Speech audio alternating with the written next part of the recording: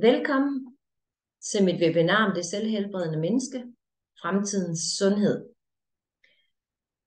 som for mig er balance i krop, sind og sjæl. Vi står over for en stor udfordring i vores sundhedssystem, og derfor føler jeg, at det er min pligt og mit ansvar at udbrede, hvordan jeg faktisk selv stort set har holdt mig selv kørende og rask igennem hele mit liv. Og det håber jeg kan give videre til andre, fordi hvis ikke vi kan bruge det etablerede system, vi har, så er vi nødt til at have nogle andre alternativer. Og jeg vil på det her webinar inspirere dig til, hvad du selv kan gøre, og fortælle lidt om min egen historie og vej, i forhold til, hvordan jeg har klaret mig igennem, uden at skulle gøre en masse brug af systemet.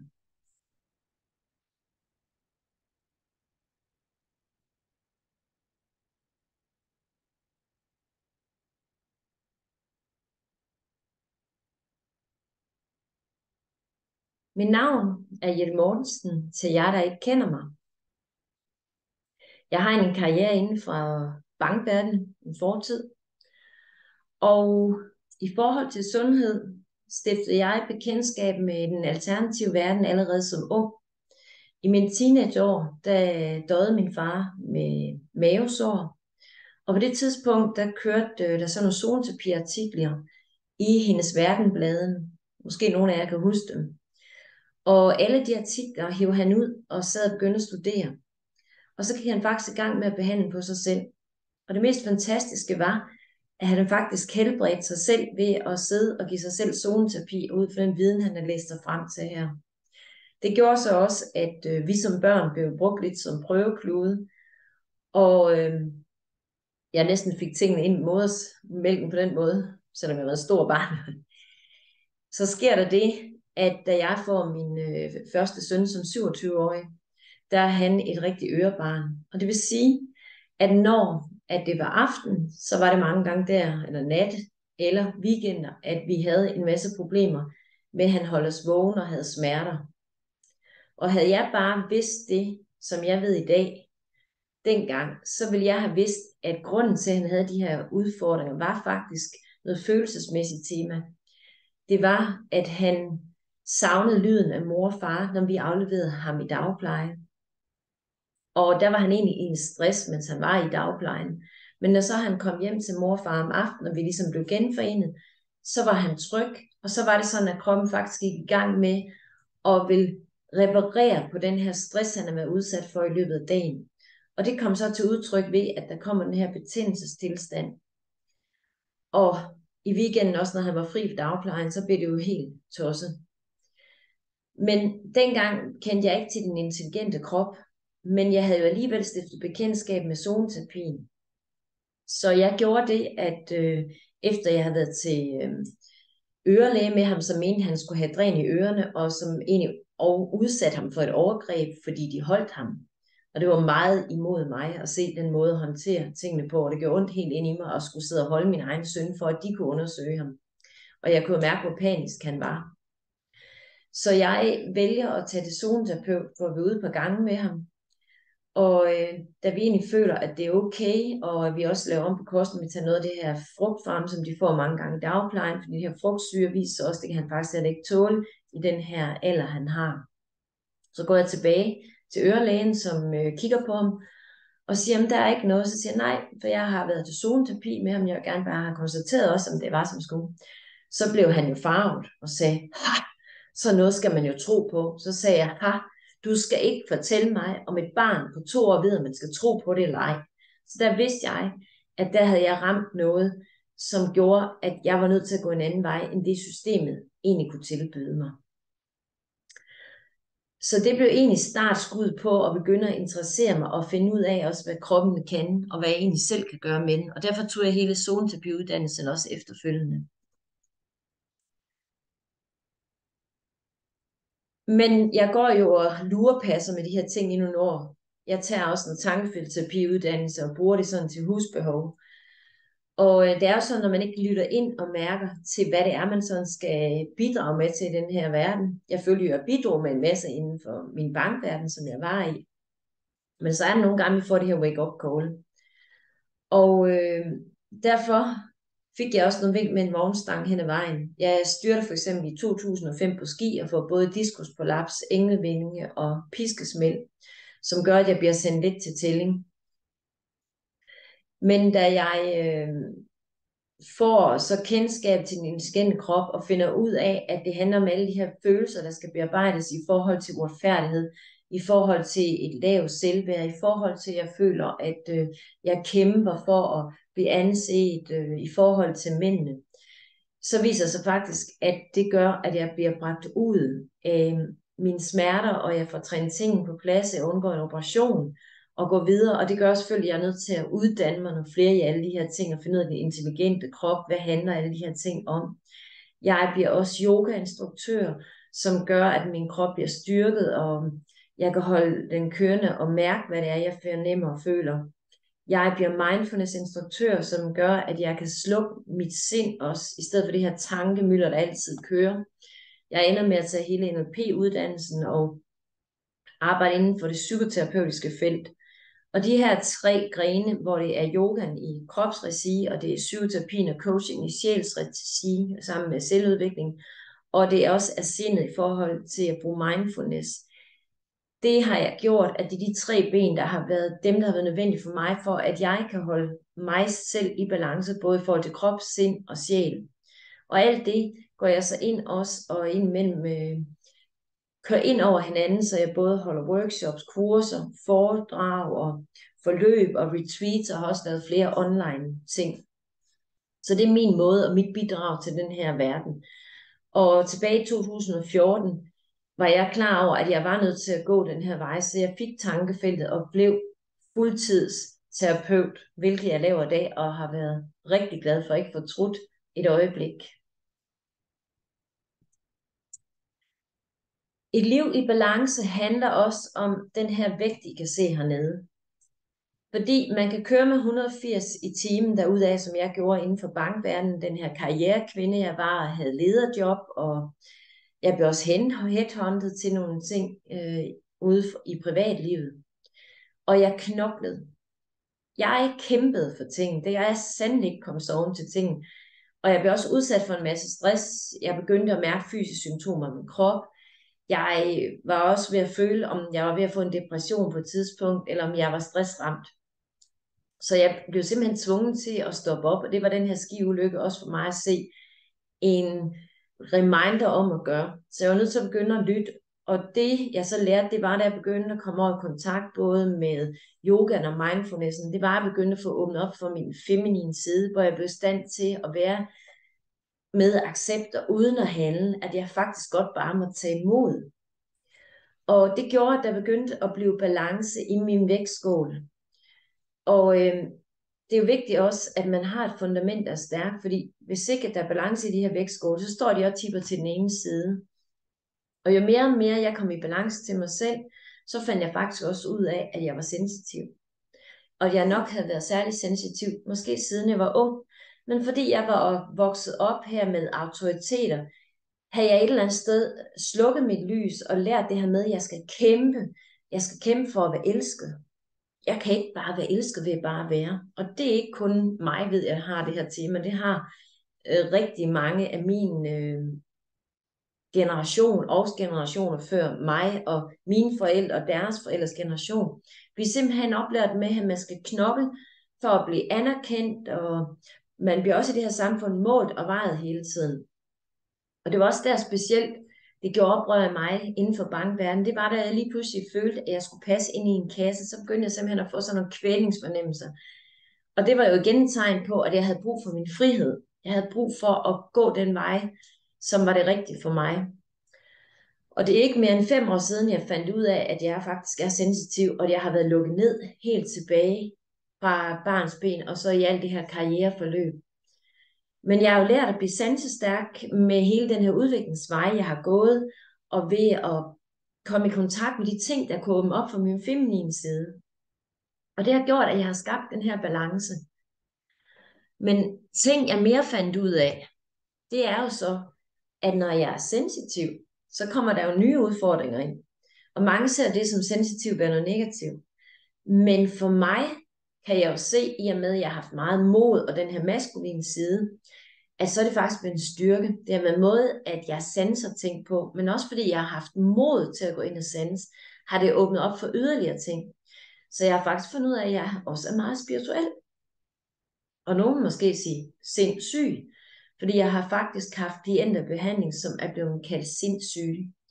Og i min optik, så handler den her sindssyge opfattelse af os som sensitiv, måske mere om, at andre ikke forstår det, vi kan blive lidt skræmt af, at vi har nogle evner, måske også inden for det spirituelle.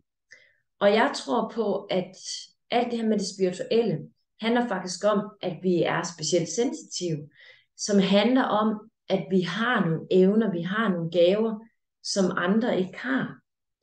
Og det er der, hvor jeg ser, at det er vigtigt for mig, at jeg kommer også ud og formidler den viden, at der er forskel på at være sensitiv og ikke sensitiv.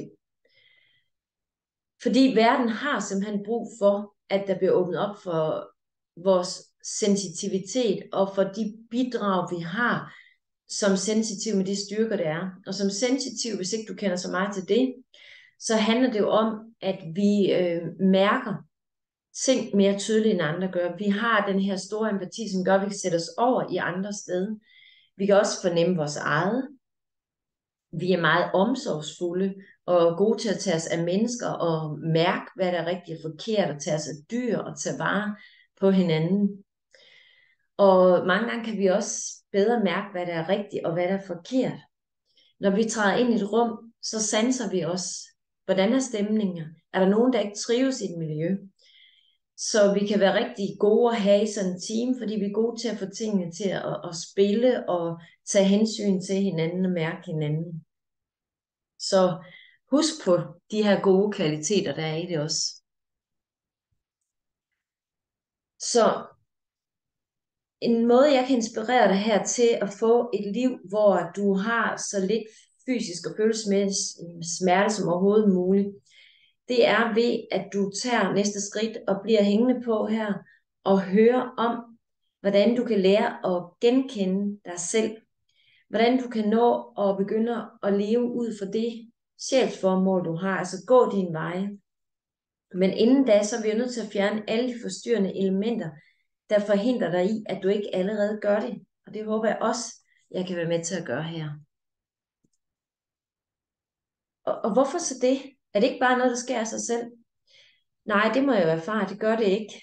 Men det, der er interessant, det er som udgangspunkt, så er vi faktisk født til at være lykkelige. Men det er vores ego og de programmeringer, vi får ind som børn, som fører os til, at vi ikke nødvendigvis kommer til at følge det, der er vores drøm. Og 95 af de her programmer, vi får ind, det er faktisk dem, der styrer vores liv, og det er dem, der går ind og giver stress, giver os angst og giver sundhedsmæssige problemer. Fordi at hvis vi egentlig bare var lykkelige, og vi fulgte den her vej, så var der ikke alt det her stress og angst. Så var der ikke kommet de her fejlprogrammeringer ind. Og det der også er i det, at når de her fejlprogrammeringer kommer ind, så oplever vi, at vores tanker, de ændrer sig, de bliver meget negative. Det kommer til at føre til en magtesløshed, som igen fører til en nedadgående spiral, som forværrer både fysiske og psykiske symptomer. Et andet aspekt er også, at 80% af os er sensitive, og det styrer den verden, som både du og jeg lever i.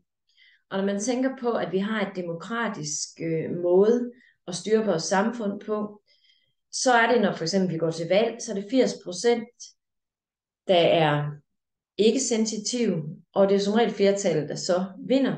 Så vil vi også få et samfund, der kører ud for de værdier, som er på ikke-sensitives præmisser. Og det vi har som sensitiv, som en stor evne, det er den her hjerteåbning. Vi har nogle helt andre værdier. Vi har næstekærligheden og omsorgen for hinanden. Og det betyder ikke altid så meget, om jeg har fået en ny bluse, eller jeg har stor, fed villa, Volvo og Vose. Men det er ikke det, vores samfund er strikket sammen til. Det er, at du skal blive til noget, og du skal ud i skole, og du skal tjene masser af penge, og du skal måles, og du skal vejes. Og der har vi andre en helt anden tilgang nu, at det giver mere mening og værdi for os, at vi faktisk har det godt alle sammen, hvor vi tager vare på hinanden. Men det er også noget af det, jeg kan inspirere i forhold til at begynde at følge vores veje, og så også vide, at man faktisk kan lykkes med tingene, selvom man måske ikke er det her meget materialistiske menneske. Og så håber jeg også, at du gerne vil ønske, at du kunne leve dit liv, som du gerne vil, og så også finde ud af, hvorfor du ikke måske allerede gør det her. Og så give dig indblik i, at den her indsigt, jeg kan give dig, den kan være med til at skabe den forandring, at du har brug for at komme dertil.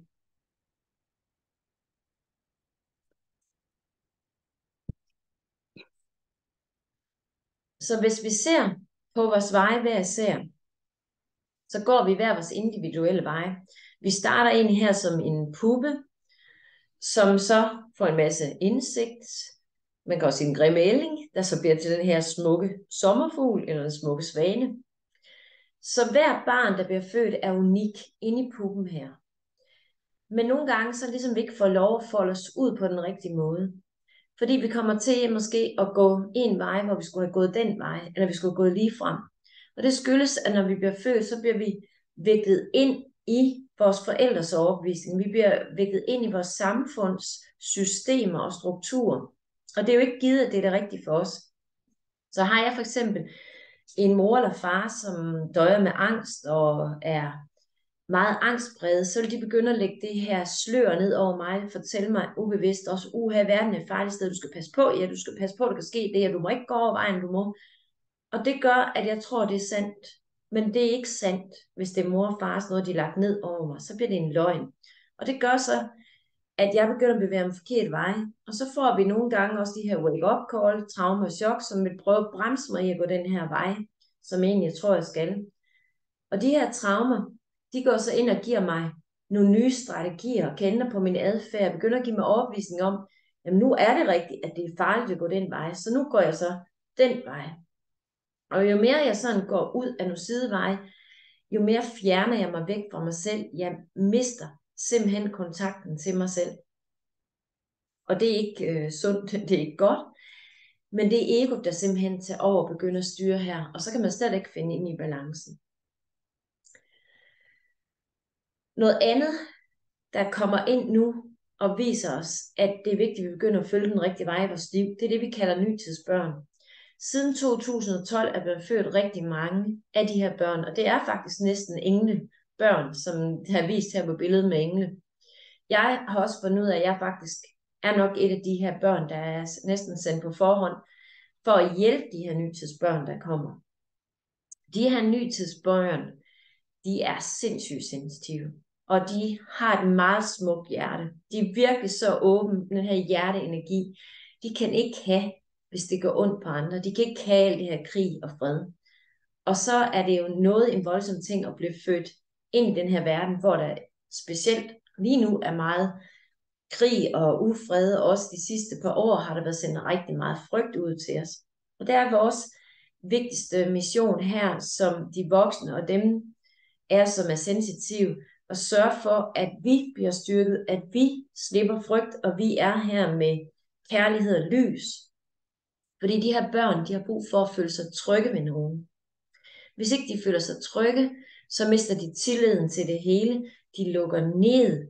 Vi begynder at se en ændret adfærd, og så giver vi dem diagnoser. Det kan være ADHD eller andre ting, vi ser, autisme. I min optik, så skyldes det, at vi ikke forstår de her børn, og at vi ikke giver dem den her nødvendige tryghed, som de har brug for, og vi lader vores egen frygt gå ind og styre tingene. Så det er også min vision i forhold til at arbejde med sundhed, fordi de her børn, de kommer faktisk for at vise, hvordan vi kan begynde at skabe det her samfund og det her sundhedssystem, som vi har brug for, nytidsenergi, som vi også kalder det. Det her billede illustrerer lidt, hvorfor at vi nogle gange ikke kommer til at gå den lige vej. Hvis nu, at du er personen dernede for enden af den her lange landevej, så er vi styret af vores følelser. Men inden vi er 6 år, har vi ikke lært noget ord. Vi har ikke lært at udtrykke vores følelser. Jo, det kan være som barn, vi kunne ligge os ned og skrige, når der var noget, vi var frustreret over, eller vi var kede af det, og vi var indadvendt. Men det er de her følelser, der går ind og styrer os. Og nogle gange så er det nemt lige at hoppe ud af den her følelse, der ikke er rart. Så der er faktisk en overspringshandling. Og det er det, den her sidevej på planchen viser. At jeg vælger den følelsesmæssige vej. Fordi det er nemmest. Så undgår jeg den her følelse, der er ubehagelig. Det, der sker, er bare, når følelsen kommer igen, og jeg begynder at tænke på den, eller jeg oplever noget, der trigger det igen, så bliver den værre og værre. Det bliver simpelthen selvforstærkende. Og det er ubehageligt. Fordi så begynder jeg at mærke tingene. Det bliver mere og mere voldsomt, både fysisk og psykisk. Så det handler om, er, at jeg skal blive inde på sporet. Og det kan godt være her kort vej, så møder jeg et ubehag.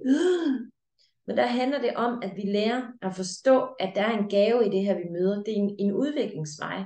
Fordi når jeg så får kigget på den og får den fjernet, så kan jeg gå videre.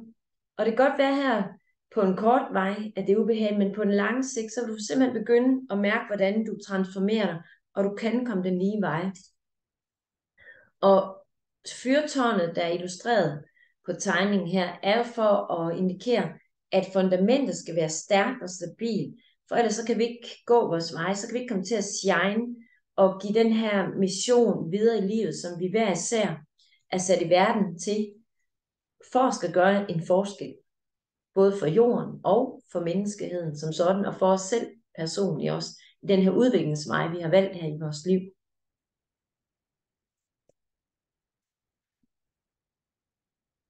Hvis ikke vi lytter til det her, så får vi nogle reaktioner. Og det vil typisk være fysisk, at vi mange af os først bliver opmærksom på, at der er noget galt. Men som regel har det måske problematikken været på i længere tid, fordi vi har gået med nogle følelser, der ikke har været rare.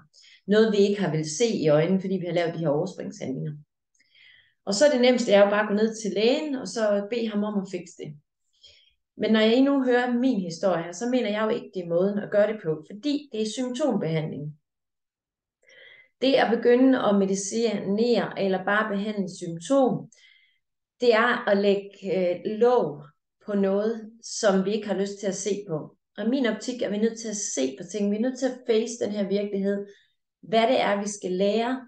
Hvad det er, kroppen fortæller. For der er en fortælling i det her, vi er nødt til at lytte ind af og blive opmærksom på. Og det kan godt føles som om, du står her og mister alt, når du står med nogle af de her udfordringer. Og så skal du bare huske, ligesom træet her på tegningen, at træerne, de mister også deres blade hver eneste år. De går i vinterhi, for så starte en ny cyklus næste forår, begynde at spire, begynde at blomstre, begynde at bære frugt, som kan høstes, for igen at kan gå i hi. Den måde skal vi til at lære nu, og tænke på os selv som mennesker, også at vi faktisk kører sådan nogle cykluser hele tiden. Men vi er skabt som sådan nogle tryghedsvæsener, flokdyr, så vil vi gerne holde ved det kendte. Og det er jo derfor, vi ser så meget frygt, og vi møder så meget frygt. Og når vi snakker selvudvikling, så er det faktisk at lære at gå med cyklusen, ligesom naturen gør. Det er der, de største transformationer sker. Og det er der, jeg kan hjælpe dig, og jeg har også brugt at lære at hjælpe mig selv, at jeg er nødt til at face det her, at det er en helt naturlig del af os, den her udviklingsvej, vi går. For ellers så vil vi ikke udvikle os som mennesker. Så tak for det. Men hvorfor tager jeg så ikke bare den her pille?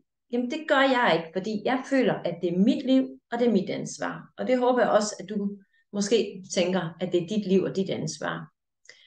Og også fordi jeg føler, at medicin ikke er løsningen på de her udfordringer, jeg har. Og jeg tror ikke på, at medicin kan fjerne følelser. Og jeg tror på, at man er nødt til at kigge på det hele menneske.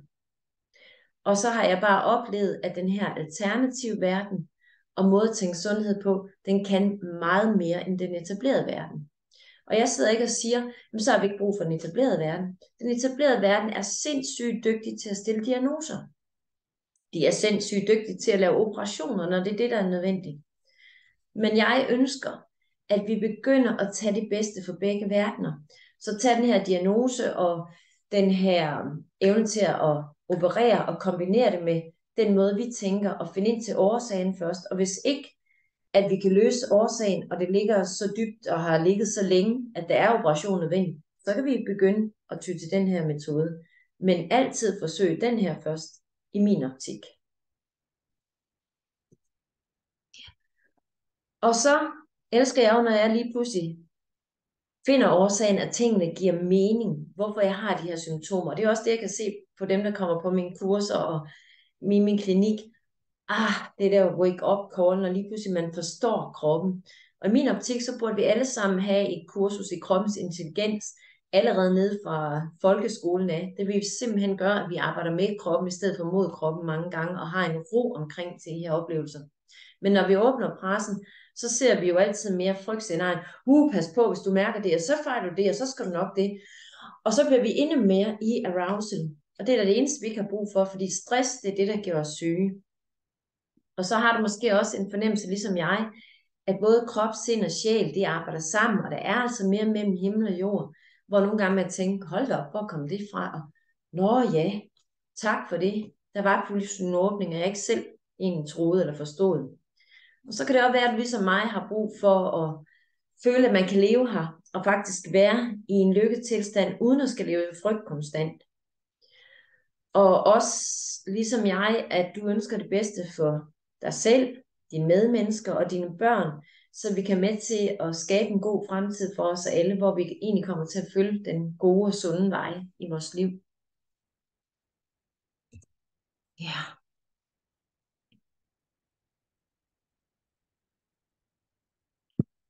Så jeg føler, at det er vigtigt, at vi skal starte med os selv. Nogle gange kan vi godt føle, at det er andres skyld, og vi peger ud på dem, men altså de 3 fingre her, de peger jo ind mod os selv. Så vil vi hjælpe os selv, vil vi hjælpe vores sensitive børn, vil vi hjælpe vores medmennesker, vores familie. Så det at selv kunne klare de små hverdags ting og udfordringer og få en værktøjskasse, der kan vi klæde os på, det er jo en vigtig læring i forhold til at arbejde med sig selv. Og jeg mener jo ikke, at vi alle sammen skal være uddannede psykoterapeuter. Jeg mener, der er brug for, at vi kan selv klare små hverdags ting i vores liv. Og det er derfor, jeg også arbejder med de ting og prøver at sætte nogle ting sammen, som jeg gerne kan give videre til andre. Og har man så brug for ting, der ligger mere dybe og traumatiske, jamen så er det, man kan se ud til min slags eller andre. Men det første vigtige er, at vi begynder at få den her indsigt. Og når vi har indsigten til at begynde at se på, hvad det er, vi har gemt i bagagen, som gjorde, at vi kom til at gå den her forkerte vej. Vi kan lave noget traumeforløsning simpelthen. Når vi får ændret traumeforløsningen, så begynder vi at få en ny åbning i vores energi. Og det gør, at nu får frygten ikke lov til at styres. Og så kan vi gå en ny vej, ændre strategien. Og når vi begynder at gå en ny vej, så kan vi lige pludselig bagud se, der var jo en mening, der var jo en gave i, at jeg skulle gå den her vej. Og når vi lige pludselig ser gaven, så kan vi jo se hele den udvikling, vi går igennem, og den læring, og så kommer der en taknemmelighed ind i os i stedet for. Og så bliver ringen ligesom sluttet, så har vi cyklus, vi har flow, der kører, vi har den her balancetilstand. Og det er jo fantastisk, når vi kan få lov at komme ind og være deri.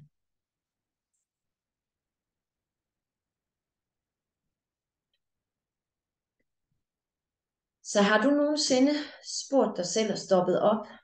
Hvem er jeg overhovedet? Hvad er rigtigt for mig? Hvor er jeg på vej hen? Hvad skyldes den her indre længsel, ensomhed eller følelse af at være anderledes, som jeg går med? Det har jeg gjort op til flere gange i mit liv. Og jeg har også fundet ud af, at det har været alle de her foregående plancher, de der traumer, de her modstandsting, jeg har mødt, den måde samfundet er strikket sammen, og den måde jeg møder de her udfordringer som sensitiv, har gjort, at jeg faktisk har mistet mig selv nogle gange hen ad vejen. Og derfor ser jeg det en dag som en gave, at når jeg bliver hjemme i mig selv, når jeg tør at gå ud over samfundets regler og normer, måde man vil styre tingene, og begynde at leve efter det, der giver mening for mig, de værdier, der er for mig, så begynder der altså at ske en transformation inde i mig, og så er jeg tro mod mig selv. Og skal vi sådan komme helt ind til kernen af, hvem vi er, for det er jo ikke bare sådan, jeg sætter sig ned, så sker det. Det er jo en proces, det er en vej, jeg går. Og der er vi nødt til at begynde at slippe, som tegningen viser, at det grønne felt dernede, hele aspektet uden for mig selv, det der går ind og giver mig de her påvirkninger, som gør, at jeg bliver rusket i min grundvold. Og når jeg begynder at kan slippe de påvirkninger, være ligeglad med, hvad andre tænker osv., så kommer jeg jo ind og bliver opmærksom på, at jeg har den her fysiske krop, og hvordan den føles og mærkes. Det er heller ikke altid, fordi det behøver at være så rart, fordi hvis jeg har været meget i stress gennem mit liv, eller døjet med angst, som rigtig mange sensitive gør, jeg fandt også først ud af i en sen alder, at jeg nok har haft angst, siden jeg var teenager. Så har vi ofte sådan en indre uro, som gør, at det er svært sådan bare at sætte mig ned og være i ro. Så den skal vi først lære at få fred med, og få nervesystemet, den fysiske krop, til at slippe den her stress, der ligger på det fysiske plan. Næste skridt er jo så, at vi begynder at komme i kontakt med følelserne. Og følelser er jo også en sjov ting, fordi ofte så, hvis vi udtrykker vores følelser, så kan vi få at vide, at vi er sentimentale, specielt som sensitiv. Jeg hører rigtig mange sensitive få at vide, både som børn og senere, du er også en tude maren, eller du er da også sensibel, eller andet. Ja, det er da fordi, vi har en større evne til at være i kontakt med vores følelser, og det er jo det, der faktisk er problemet i det her samfund, at der er lidt tabu omkring at tørre at åbne op for sine følelser, fordi det er en sårbarhed, men det er saftsus med nødvendighed, at vi lærer at udtrykke vores følelser, fordi jeg har i hvert fald lært, at jeg kan få sensitiv følelsesmæssig stress ved ikke at få lov at udtrykke mine følelser, og det var også nyt for mig, at man kan få følelsesmæssig stress, så følelser skal udtrykkes, og de kan udtrykkes på mange måder. Det kan være lige fra dans til sang, til maling, ja, og dit udtryk. Og det er også ord selvfølgelig, det sagte ord, musikken. Så har vi det bevidste sind. Det handler om, hvad jeg fylder i mine tanker, min mindset, som også er rigtig vigtigt. Jeg ved også, der er mange, der kører programmer. Du skal bare ændre dit mindset, begynde at tænke positivt og bare gøre sådan og sådan. Ja, men jeg kan også fortælle dig, det virker ikke 100%, hvis du har den mindste tvivl, hvis du har nogle overbevisninger, som ligger længere tilbage, fordi du har traumer og ting, du har fået med fra din opvækst. Du er nødt til at rydde ud i alle de ting først, før du så også begynder at kan ændre på mindsetet op, og komme i den her indre ro, hvor du kommer i værentilstanden og får sluppet det hele. Når man kommer igennem det så begynder man at komme ind til det her ubevidste lag, hvor man tænker, var jeg vågen, var jeg til stede, eller var det noget, jeg drømte? At det ligesom er lidt en parallel verden, man nogle gange kan føle, man kan gå ud i. Og det er faktisk det mest afstressende sted, man kan være. Og det næste lag, vi kommer ind til, det er simpelthen, hvor vi kommer i kontakt med vores følelser, vores indre kerne, vores essens, hvor det er sådan nærmest en drømmetilstand, man kan være i med alt det andet, uden vi bliver påvirket af det. Og her begynder vi også at danne lykkehormoner. Og her begynder vi virkelig at kan mærke, hvem er jeg? Hvad er det for nogle evner, mit bidrag er til den her verden? Og det er jo dem, vi skal have flere og flere i gang med, og have flere til at udleve, så de udspilles og gavner os alle sammen. Ja. Så vil vi gerne ind, og når der er ind, hvor der er balance både for krop, sind og sjæl, så er vi simpelthen nødt til som mennesker at finde ud af, hvad er det for nogle mål og ønsker, vi har. Og er vi ikke kommet derind den der kerne, så er der faktisk rigtig mange, der ikke ved, hvad deres mål og ønsker er. Så det er nemt også for nogen at sige, hvad ønsker jeg? Jamen det ved jeg ikke. For er folk først røgnet ud en masse stress og angst, har levet uden for sig selv, så kan vi ikke mærke det, så ved vi det ikke. Og der er min hensigt at starte i stedet for bunden og bygge folk op ned for bunden i stedet for. Vi er også nødt til at finde ud af, hvad er det, vi kan gøre for at berolige både vores nervesystem, og hvordan kan vi både praktisere og arbejde med kroppen, så der bliver balance i tingene. Vi er også nødt til at lære om, hvad det er for nogle ting, vores kroppe går ind og gemmer på hukommelsesmæssigt, og hvordan vi så kan starte de her regulerende helingsprocesser. Vi er også nødt til at have en viden om, hvordan vi i vores dagligdag kan begynde at afbalancere både krop, sind og sjæl. Det her, det sker jo ikke noget selv. Vi ved jo godt, at vi skal motionere, ikke? Altså, vi skal gå de her 10.000 skridt om dagen. Jamen, hvorfor? Jamen, så bliver jeg syg. Ja, men jeg skal også kigge på, hvad jeg nærer min krop med. Og det er altså også følelser. Det er også, hvordan tager jeg vare på min sind, hvordan jeg tager vare på min sjæl. Og så handler det også om, at vi begynder at se på de ting, vi projekterer ud på andre. Det, der begrænser os, holder os tilbage. De her skygger, vi ser, det er også dem, det er de andre. Men mange gange så er det jo spejlinger noget inde i os selv, som vi ikke selv har fået sluttet fred med. Som også er nogle af de ting, jeg har arbejdet rigtig meget med. Og elsker at vende de her spejle. Vi er også nødt til at lære at se, hvordan kan jeg elske og rumme andre, hvis ikke engang jeg elsker mig selv. Så vores selvværd skal jo bygges op, og det kommer jo også indenfra. Og så er jeg også nødt til at begynde at have en praksis for det, og en struktur. Vide, hvad er det, jeg kan gøre, rent bogstaveligt og praktisk, for at implementere de her ting, og få lavet strukturen. Begynde at bygge det op, så det bliver nogle vaner for mig, en måde at være i livet på, og praktisere de her ting. Og det er i hvert fald noget af det, jeg føler, jeg har været god til, og ser gaven i det her med at kunne lave den her struktur. En anden ting, jeg også har fundet ud af hen ad vejen, det er jo faktisk, at jeg har det, der hedder klar følelse. At jeg kan simpelthen sætte ord på følelser. Jeg er rigtig god til at udtrykke følelser. Hvis klienter sidder over for mig, og jeg oplever rigtig mange har svært ved at finde ord for deres følelser, eller kan udtrykke dem, så har jeg evnen til at sige, kunne det handle om det her, og jeg mærker det her, og se de her mønstre. Hvor er det, det kommer? Hvornår er det her oprindelige følelse, måske første gang opstået? Hvor er det, vi skal lede efter årsagen i stedet for? Og det er virkelig en gave, jeg er taknemmelig for. Og sådan er det faktisk for mange sensitive, at vi har specielle gaver. Det kunne også være klar hørelse, det kunne være klar syn, klar intuition. Så på et tidspunkt troede jeg jo, at jeg har jo ikke noget specielle evner, eller clairvoyant, man skal jo kunne se og noget. Så jeg fandt først ud af, at det er en stor overraskelse. Jo, klar følelse, det er lige så stor en værdi som det at være clairvoyant. Så du har måske også nogle klare evner, når du tænker over. Men uden der er nogen, der vil nævne det på den måde, som jeg gør nu.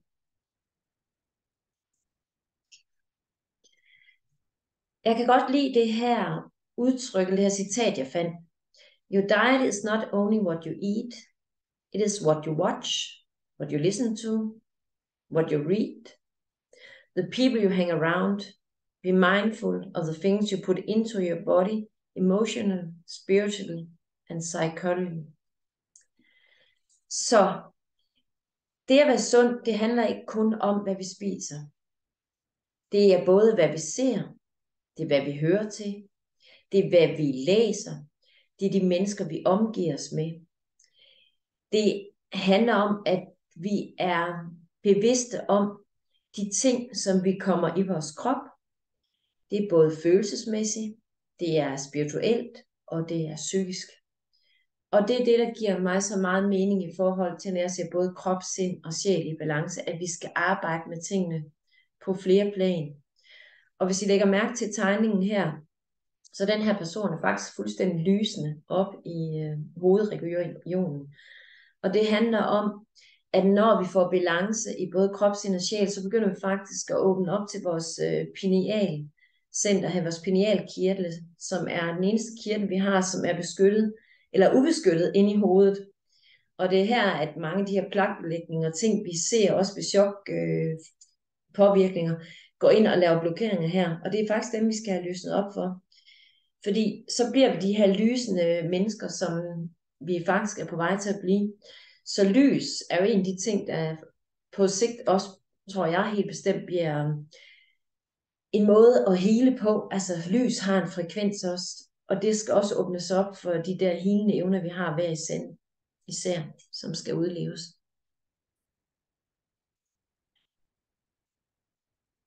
Så når vi vil udfolde som mennesker og gå den her vej, som er rigtig for os, så er vi simpelthen nødt til først at vågne op. Og det er måske det, du gør nu, når at jeg sidder her og holder det her webinar for dig. Og så er du begyndt til at give det opmærksomhed, som du ikke har haft opmærksomhed på. Og det vil sige dine følelser. Det er det, kroppen fortæller, måske det, der larmer. Det er at arbejde ind til årsagen.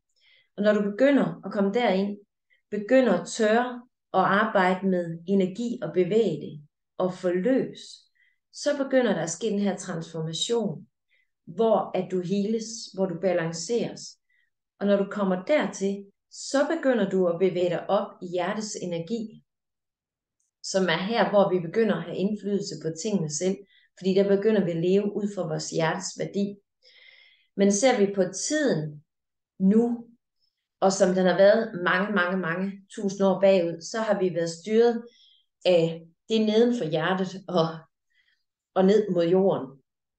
det, som jeg kalder vores hjerte, eller slutter vores solar plexus chakra, vores heart-chakra og vores jordchakra, som alt sammen handler om frygt og ufred, og det vi ikke har været gode til at nære os selv.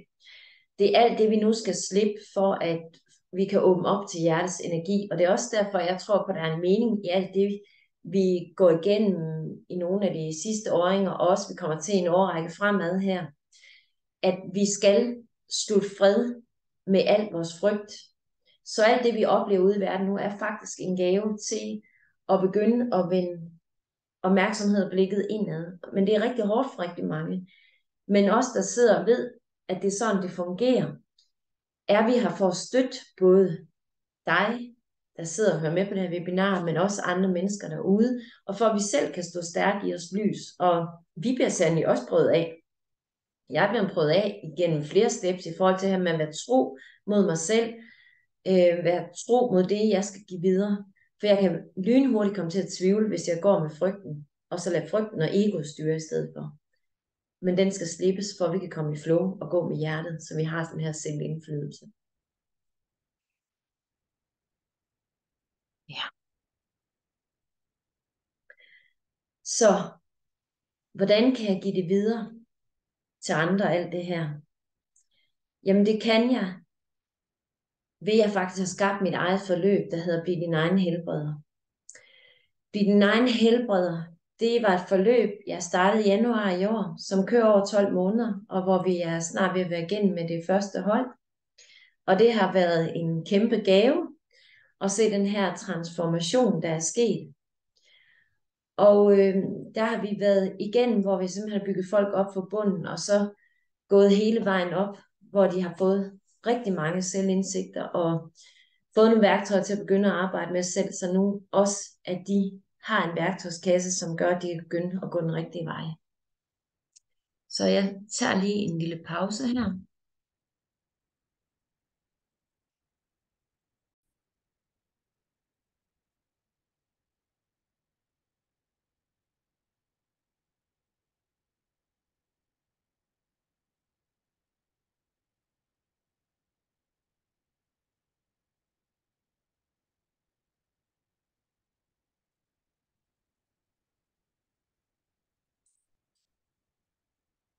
Ja. For mig at se, kan jeg godt lide den her fyrtårnsmodel. Det var faktisk en, der kom ind til mig i en session, jeg selv fik på et tidspunkt, og tænkte, hvad skal jeg bruge den til? Men for mig, der illustrerer den, at det er vigtigt, at jeg holder snuden i sporet, og at hvordan jeg bygger tingene op fra bunden, for ellers så er mit fundament ikke stabilt. Og derfor har jeg sat det her forløb også op i 7 moduler, for at opnå et liv i balance og ligesom sin egen helbreder. Og det første center nede, kalder jeg sikkerhedscenter, det der, at vi skal have lavet, så vi har en god jordforbindelse. Og det næste handler om, at vi begynder at også åbne for vores sansning af vores krop og mærke den. Rigtig mange, der kører ned med stress, mærker faktisk ikke deres krop, eller hvordan det er kommet hertil. Næste magtcenter, det er solar plexus, maven, ikke? Det første sted, når mange gange vi bliver skræmt, eller som børn, det er den her ondt i maven. Det næste trin, det er at få åbnet op til hjertet, og hvad hjertet har af styrke, fordi hjertet er faktisk meget stærkere end hjernen. Så vi er i et samfund, og har et samfund, der er meget styret i hjernen. Vi skal altså ned til hjertet nu og begynde at være herfra. Og det er også her, det vi kalder nutidsbørn begynder at komme ind. Det næste skridt på vejen her, det er, kalder jeg overflødighedscentret, men det er der, hvor at vi begynder at komme ud med alt det, vi har på hjerte. Vi begynder at give videre, vi giver ud til andre også. Og det næste er bevidsthedscentret, hvor at vi føler os frie til at gå den retning og gå den vej, der er rigtig for os. Og det sidste, det er, hvor vi ligesom har set, hvad det er for en vej, at vi begyndte at udleve den, og vi hviler i os selv, og vi har den her åbning til de her ekstra sanser, vi har det spirituelle. Men det kræver ligesom, at vi er balance hele vejen ned. Så jeg ser det sådan lidt også, at min vision, det er lidt at, kan man sige, bringe himlen ned på jorden, og også lære, hvordan man balancerer den feminine og den maskuline side. Så hvis der skal balance i den feminine og maskuline side, så har vi vækstangen her, og hvis der skal balance i både det spirituelle og det fysiske, så har vi den her diagonale og den horisontale. Og de krydser hinanden her, og det gør de cirka ud fra hjertet.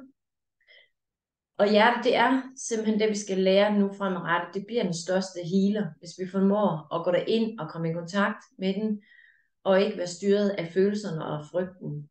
Så åbner vi simpelthen op for noget. Og jeg har også oplevet mennesker, som er meget spirituelle, og tænker, de er der alt det der, ja, men så har de til gengæld måske nogle gange ikke en ret god jordforbindelse. Og det er i hvert fald det, jeg har lært, det er vigtigt. Hvis vi skal have en sund krop, så er vi også nødt til, som vi spirituelle mennesker, at kunne være i den her fysiske krop. Og ligesom mennesker, der er meget jordnære, hvor de er helt lukket for det spirituelle, jamen så er de også nødt til at forstå, at med det hele behøver ikke at være så hård en kamp altid, og hvis vi åbner op, så kan vi også få hjælp den vej, og så står vi i vores eget lys. Så vi har meget at arbejde med at balancere alle veje. Det første modul, jeg har lavet, det er et 2-dages kursus, hvor det handler om den intelligente krop, hvor man ud fra den her model lærer at forstå, hvad det er for nogle ting, der sker i kroppen, når vi oplever ting, der er traumatisk chokerende. Det vi kalder en UDI. Noget sker uventet, det er dramatisk chokerende, jeg føler mig alene, og jeg kan ikke ændre på det, der er sket. Så er det sådan, at vi har 4 hjerner, og de 4 er det altid den ældste, der går i gang først og vurderer sådan en chokerende situation. Og det vores reptilhjerne, det der svarer til dyrene, altid vil forsøge, det er at finde ud af, kan jeg flygte fra den her situation? Kan jeg kæmpe mod den? Hvis ikke jeg kan, så spiller jeg død. Og hvis ikke, at vi så får forløst de følelser, som har været i spil i den her situation, og vi bare trager videre som mennesker, uden at få os kroppen til at ryste alt det her chok og stress, adrenalin ud af det, så ligger det inde i os underbevidsthed. Det laver en løgn, det laver en programmering, som ikke er hensigtsmæssig, som kommer til at styre den adfærd fremad i livet, som gør, at vi vil blive aktiveret, trigget i den her følelse igen og igen og igen, og hvis vi ikke tager vare på den og får den forløst, så sætter det sig fysisk i vores krop, begynder måske psykisk eller omvendt, men det sætter sig og kommer til udtryk, og det handler sådan set bare om stress, vi ikke har fået forløst, på grund af chok og traumer. Så på det her forløb lærer mine kursister at forstå deres symptomer. De lærer at gå tilbage og forstå, hvad er det kroppen udtrykker. Vi går ind og prøver at arbejde og lave cases på os selv. Vi lærer at forstå kroppen, når i dagligdagen den reagerer sådan og sådan. Er det så noget, jeg stresser? Er det noget, der falder på plads? Fordi vi ved inden for den intelligente krop, også hører de andre sammenhænge med det sundhed, at vi har en stressfase, hvor kroppen reagerer på en måde, og det er kun 30% af os, der mærker ting i stressfasen. Så har vi den røde fase, som er vist på tegning, som er den varme fase. Det er, når vi går i reparation. Og rigtig mange af os, vi starter mange gange bare med at få en gang massage, eller tænker, at der er bare lige et eller andet her, der skal fikses. Og det er også fint nok, men nogle gange kommer tingene tilbage, fordi vi får ikke kigget ind til, hvad var årsagen, der skabte den stress. Og det er jo samme, når vi går til lægen. Når det er 70%, der kommer typisk i reparationsfasen til udtryk, så er det der, vi går til læge. Så siger lægen, det må vi gøre noget ved, og så giver han dig medicin. Vi sender dig tilbage i stress, så mærker du ikke noget. Så derfor slider vi jo faktisk kroppen op i stedet, for vi er nødt til at lære at forstå, hvordan det er, kroppen arbejder. Også efter hvad det er for hjernerelæ, som de her chok, de går ind og sætter sig i. Og det er noget af det, vi så kommer til at arbejde med, og som gør, at I behøver heller ikke at gå med al den frygt, I så får serveret i medierne. I kan også forstå, hvis jeres barn, eller mand, eller ægtefælle klager over det ene eller det andet. Hvad er det så egentlig, der er spil? Og det er jo en kæmpe gave, at kan begynde at gribe tingene an på den her måde. Så det er noget af det, jeg vil give videre her. Så har jeg lavet et modul 2, som er 2-dages forløb, hvor vi går ind og så vækker kroppen, at vi skal begynde at mærke hvor vores grænser er, begynde at sanse vores krop. Og hver krop har faktisk sit eget udtryk, ligesom vi har et ansigtsudtryk, så har kroppen også hver sit eget udtryk fra menneske til menneske. Og det handler om, at vi får flowet i kroppen, al den energi, der stagnerer. Så her skal man stifte bekendtskab med noget, kalder stress release, hvor vi forløser traumer i kroppen. Du skal stifte bekendtskab med åndedrætsterapi, hvordan vi også arbejder ind i traumer og forløse det. Så der er rigtig meget også egenterapi i det her, som gør, at du begynder at tiltrække flow i dit liv, og kroppen begynder at komme i vitalitet og kan holde sig sund og rask. Vi kommer også ind omkring kosten, hvad vi putter i kroppen, altså hvordan vi føder og ernærer den, både med det vi spiser, men også hvordan jeg behandler den, altså søvn, fysiske motion og så videre. Så det er lige så en vigtig faktor, fordi den her krop, den skal holde til os i mange år og bære sig gennem livet. Det tredje modul, det er sammensat af 3 dage, 2 sammenhængende, og så en overbygning, hvis man ønsker det. Men de her 2 dage, der skal vi ind og arbejde med energiforløsning, blandt andet tankefeltterapi, andre metoder, som gør, at vi slipper den der stagnerede energi, der er fra, når vi får de her chok, så vi begynder at ryste den ud af kroppen, ligesom dyrene gør, når de er gået i den her frystilstand. Her får du værktøjer til os at arbejde med dine overbevisninger, hvordan vi kan arbejde med at fjerne skygger og projektioner. Du får lavet noget, vi kalder goal mapping, altså en plan også for, hvad det er, du kan finde ind til dine drømme, og hvordan du vil prøve at nå derhen også, så du har ligesom en plan at følge. Så det er også rigtig meget givende. Og jeg har også folk, der har taget tankefeltterapi-kurs ved andre, som er kommet tilbage og nu begyndt at gøre det her. Og det er da også min drøm, at jeg kan lave sådan nogle seancer en gang imellem, hvor at alle, der har været igennem mine kurser her, at vi mødes og så udveksler behandling og holder det ved lige på en måde, og så kan vi måske hjælpe også nogen, som ikke selv har råd til behandling, ved at give det videre, og de så kan møde op her. Det synes jeg vil være en fantastisk måde. Det 4. modul, det kører over 8 uger, hvor vi mødes en gang om ugen, en aften, eller det kunne være i dagstimerne, hvor jeg går ind og kombinerer det at mærke kroppen, yogaen blandt andet, metasundhed, en intelligente kropsindsigten, og så begynder jeg at komme mindfulness ind også, hvordan vi får stillet sindet, og meditation. Så de her 4 dele, det bliver simpelthen en del af en pakke.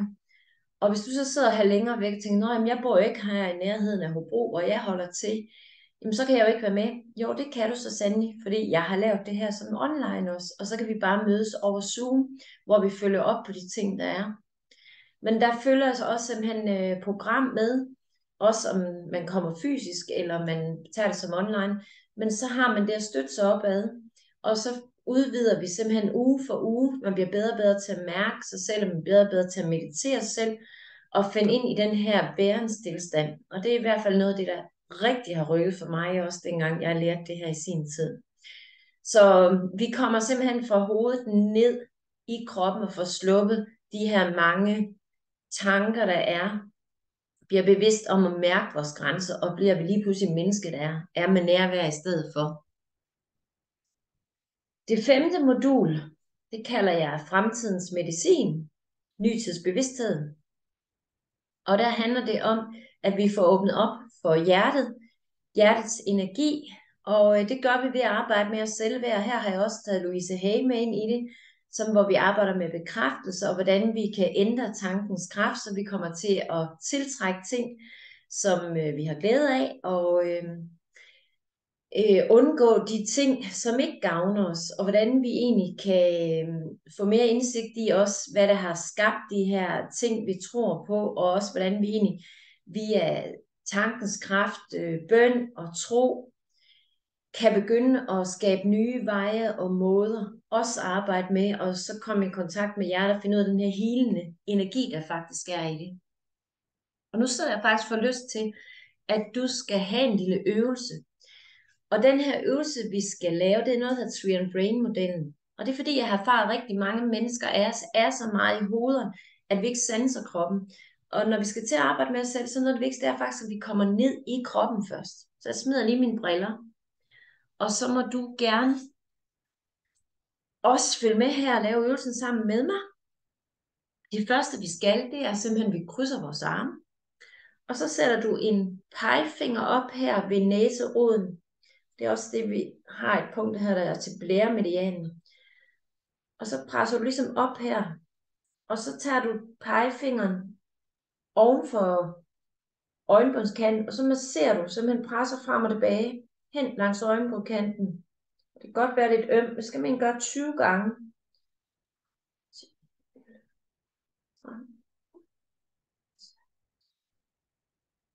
20, ja, og masserer godt. Og så kan du krydse armene om, eller holde dem det samme, det er lige fedt. Men så skal vi have fat her i ørerne. Så jeg tager min tommel og placerer her på indvendig side af hver øre. Og så lægger jeg pegefingeren om på bagsiden. Og så masserer jeg simpelthen hele vejen op og ned her på øreflippen. Og her i ørerne, der sidder jo masser af akupunkturpunkter, som vi også bruger inden for øreakupunkturen. Og du masserer bare her. Jeg bruger også mange gange supplerer mine behandlinger, for jeg arbejder jo ikke kun fysisk, jeg arbejder også psykisk, så jeg har mange redskaber, jeg supplementerer hinanden med. Så det var cirka 20 gange. Så skal du have en lille finger over læben og en lille finger under, og så trækker vi frem og tilbage. Det ser lidt dumt ud, men gør vi 10 gange. 5, 6, 7, 8, 9, 10. Og så lægger vi den anden lille finger over og trækker igen modsat. 6, 7, 8, 9 og 10. Yes. Så smider jeg lige hårpynten her. Nu skal du tage dine fingre, forestil dig ligesom det er en redekam, og så kører du den gennem håret bagud. Og det må godt være sådan, du kan mærke, at neglene de ligesom løber ned igennem hårbunden. Og det skal vi også gøre 20 gange.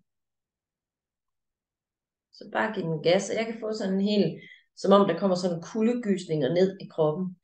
Og det handler om, at medianerne, som vi bruger inden for akupunkturen, de kører her igennem også hele hovedet og ned igennem kroppen, og dem får vi simpelthen aktiveret her også. Du mærker også din krop. Ja, det var vist cirka 20 gange. Ja, lad os se. Det næste, det er så, at vi skal banke håndkanterne mod hinanden bare blidt. Det gør vi 10 gange. 2, 3, 4, 5, 6, 7, 8, 9, 10. Og vi skal massere det ømme punkt her. 1, 2, 3, 4, 5, 6, 7, 8, 9, 10. Yes. Så skal du have den ene hånd op her. Og en modsat hånd skal være knyttet og bank 10 gange. 1, 2, 3, 4, 5, 6, 7, 8, 9, 10. Og modsat 1, 2, 3, 4, 5, 6, 7, 8, 9, 10. Yes. Så skal vi have lidt mere motion nu. Fordi nu skal du tage den ene albue, og så løfte den modsatte knæ, så de rører hinanden. Og det skal vi gøre 20 gange, så skifter vi over. 3. Og du kører bare med. 5, 6, 7, 8, 9, 10, 11, 12, 13, 14, 15, 16, 17, 18, 19, 20. Jeg håber, du er lige så hurtig til det. Prøv lige at mærke efter. Så skal den sidste øvelse her, der skal du lukke øjnene, og så skal du forestille dig, at du begynder at køre øjnene rundt med urs retning. Så højre rundt her. Og bare lad øjnene køre rundt. Du tæller inde bag ved øjnene. 3, 4, 5, 6, 7, 8, 9, 10, 11, 12, 13, 14, 15, 16, 17, 18, 19, 20. Ja, super godt. Tag lige en dyb indånding. Og lige mærke efter, hvordan føles der i kroppen nu? Kan du mærke en forskel? Jeg kan mærke, at jeg er ligesom sunget lidt mere ned i stolen. Når jeg sådan bliver så grebet af de ting, jeg gerne vil fortælle op i hjertet, så kan jeg godt nogle gange næsten glemme lige at mærke også jorden under. Så jeg kan mærke, at jeg fik lige en bedre jordforbindelse igen. Jeg kan også mærke, at mine ører, de er virkelig varme. Der sker ting og sager herinde. Så det er rigtig godt, at vi får åbnet op for nogle af de her ting. Ja. Lad os lige prøve at gå videre. For det næste modul, jeg har lavet det her års forløb, modul 6, der går ind og arbejder med noget, der hedder chakrasystemet. Og som kvinden viser på tegningen, så er der sådan 7 forskellige centre. Og de her 7 energicentre, de har hver deres tema. Det er ligesom et energihjul, der drejer i sit eget tempo. Og de befinder sig ligesom op af vores rygsøjle. Vi har noget, der hedder rodchakra, et harechakra, vi har et solarplexuschakra, et hjertechakra, et halschakra, et pandechakra og et kronechakra. Så 7 chakra.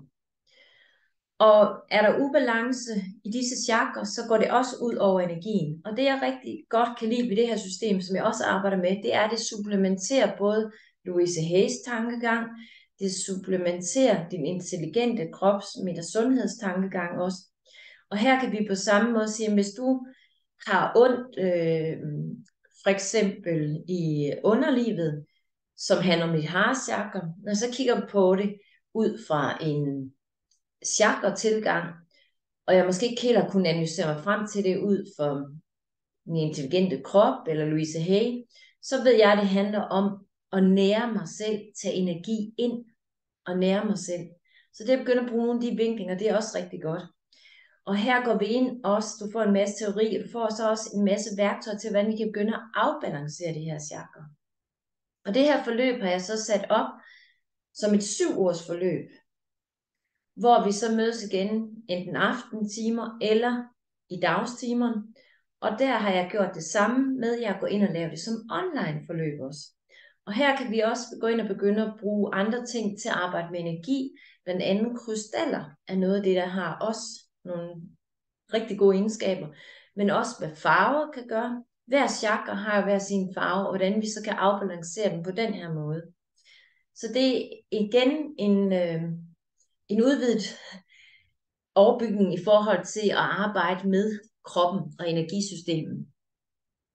Bevæger vi os videre til det sidste modul, som er modul 7, så kører det over 6 gange, men der har jeg lavet sådan, at der er 14 dages interval imellem, og det bliver også lavet som aften- eller dagsmodul, eller hvor vi simpelthen så mødes over Zoom. Der har jeg samlet en masse ting i forhold til at begynde at træne det her med og manifestere og meditere og bøn, tro, hvad det kan gøre. Og det der også er i det, at den tid vi står i nu, der er vi ved at åbne op for 5 nye chakra. Så dem skal vi også have indviet og givet indsigt i. Og vi åbner op for det, jeg kalder nytids energimedicin, altså forstå, at alt det handler om frekvenser og energi, og hvordan vi faktisk også kan arbejde med det på den måde. Og så kommer jeg ind og har et større kapitel her, også i forhold til nytidsbørn. Hvis at du selv er sensitiv, hvis du er omsorgsmedarbejder, hvis du arbejder med mennesker, hvis du har sensitive børn, hvordan du kan være med til simpelthen at gøre en stor forskel for de her børn og hjælpe dem. Og de kommer for at hjælpe os, skal vi huske, de er gaven i den her tid, vi er nu. Så derfor er det faktisk vigtigt, at vi alle sammen forstår de her børn, og vi på den måde så faktisk får hjælp via dem. Så det kan I glæde jer rigtig meget til. Ja. Men skal vi ikke prøve lige en øvelse mere? En energiøvelse, som jeg har selv været med til at udvikle lidt, det er den her, hvor vi starter, også nogle af jer, der kender den som tapping-teknikken, hvor vi banker blidt hænderne mod hinanden. Så vi starter med at banke 15 gange her. 1, 2, 3, 4, 5, 6, 7, 8, 9, 10, 11, 12, 13, 14, 15. Så masserer vi det ømme punkt igen, oven for brystet her. 1, 2, 3, 4, 5, 6, 7, 8, 9, 10, 11, 12, 13, 14, 15. Så tager vi, skal jeg lige tænke bare om her, fingrene op her til kravben, gå hen langs kravbens kant, og lige skråt ned, hvor det er blødt, og begynder at tappe her. Og mens vi tapper her, så trækker vi vejret dybt ind via næsen, helt ned til bunden af maven, og ind. Hold den her. 1, 2, 3, 4, 5, 6, så puster du halvt ud. 1, 2, 3, 4, 5, 6, så tømmer du helt ud. 1, 2, 3, 4, 5, 6, så trækker du halvt ind. 1, 2, 3, 4, 5, 6, og så lader du den bare dø og glide ud i dig selv. Og så sidder du til sidst her oven på hånden med lillefinger og ringfinger, bare blidt og banker 15 gange. 1, 2, 3, 4, 5, 6, 7, 8, 9, 10, 11, 12, 13, 14, 15. Og lige også mærke, hvad der skete i kroppen der. Jeg kan mærke ligesom, at der kommer flow i energien i kroppen. Ja. Så det var endnu en lille øvelse, jeg gerne ville dele med dig. Så hvis vi vil have balance i krop og sjæl, og du kan se, at det her forløb kunne være noget for dig, så vil du simpelthen lære at forstå dine kropssignaler og finde ind til, hvad det er, årsagen er til, at du måske ikke allerede har et sundt liv, og hvordan du så kan skabe et sundt liv. Vi vil gå ind og forløse gamle traumer, overbevisninger, du vil få indsigter i det. Du vil begynde at slippe noget af den her tunge bagage, du har slæbt rundt på. Du vil lære nu også at begynde at udtrykke dine følelser, så du kan blive fri af de irrationelle, uhensigtsmæssige følelser, sådan at du bliver en mere autentisk person, der hviler i dig selv. Du vil også lære, hvordan at vi slukker de her mange tanker, så du kommer fra hovedet ned til kroppen og begynder at få den her indre ro, og tankerne, de er i ro også. Du vil få åbnet op for din selvkærlighed, få en selvkærlighedspraksis, som gør, at du bliver den bedste version af dig, og også dermed, hvis du er i kærlighedsforhold, partnerforhold, at du bliver den bedste livspartner. Og samtidig også en dejlig, kærlig forælder. Det her vil også gøre, at det vil begynde at vise dig vejen, hvad dit potentiale er i livet, hvad det er, du skal gå med. Du begynder at åbne for din mere spirituelle side, din intuition, som igen vil være med til at skabe endnu mere balance i dig. Og på den her måde vil du få åbnet op for de specielle evner og gaver, du har, så du kan være med til at gøre en forskel og hjælpe dine nærmeste. Og det vil gøre, at du får et liv med vitalitet, sundhed, kraft og styrke, og det smitter positivt af på dine omgivelser også. Værktøjskassen er der i din dagligdag. Så, you must be willing to do something you have never done before to get to where you have never been before. Så du må altså være villig til at gøre noget nyt, som du ikke har prøvet før, hvis du vil nå nye steder hen. Og det er jeg i hvert fald et godt bevis på, fra at have gået fra bankrådgiver til at sidde og være terapeut i dag. Og far har haft ulykker til faktisk at klare mig godt igennem og have et godt, sundt liv i dag. Og der er kun én, der kan skabe den her forvandling i dig. Jeg kan tage dig ved hånden, jeg er din mentor, og jeg vil give al min viden. Jeg vil elske at dele alle mine værktøjer, al min viden med dig. Men du er nødt til selv at tage første skridt. Tag imod min hånd, og gør jeg villig til at gå vejen og lave det arbejde, som der skal til. Så hvis du vil med på forløbet, så starter jeg det første modul den 7. til 8. januar i balance i krop, sind og sjæl. Og det er også muligt at tage enkelte moduler. Og jeg har lavet det sådan, at jeg har 4 første moduler, det er ligesom grundforløbet, og de 3 næste, det er overbygningsforløbet. Og det har jeg, fordi det kommer an på, hvor hurtigt og hvor langt du er klar til at gå i din proces. Og så kan man tage nogle af dem, men hvis man kommer længere hen i forløbet, så forlanger jeg ligesom, at nogle af de der basale ting skal være på plads inden, så vi ikke sidder med et hold, hvor nogen taler et sprog, og de andre forstår det ikke. Så det håber jeg, I forstår, at det er for alles ve og vel. Så Hvis du vil høre om et liv i balance, så er du velkommen til at skrive til mig for en uforpligtende snak om, hvor det vil være bedst for dig, der hvor du er lige i dit liv nu. Og så har jeg min nyhedsbrev, hvis ikke allerede du er på det, hvor du også samtidig får min gratis guidede sovemeditation. Og der kan du bare gå ind på min hjemmeside, www.tanke-feltet.dk.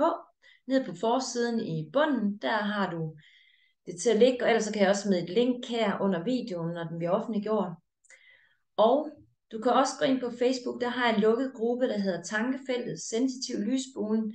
Der har jeg samlet rigtig mange gode tips og opskrifter til dig, hvor vi både går på det sensitive, det går på kroppen, det fysiske, og det går på sindet, og det går på selvudvikling.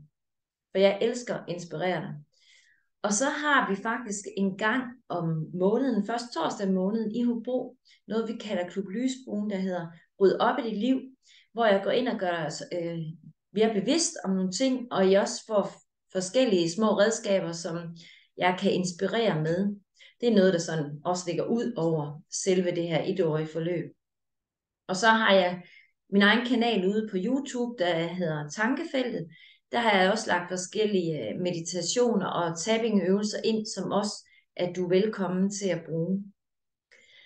Så jeg håber virkelig, du er blevet inspireret her, og kan forstå min tankegang, og måske noget af det taler ind til dig, du har lyst til at følge med. Det vil glæde mig at have dig med på forløbet.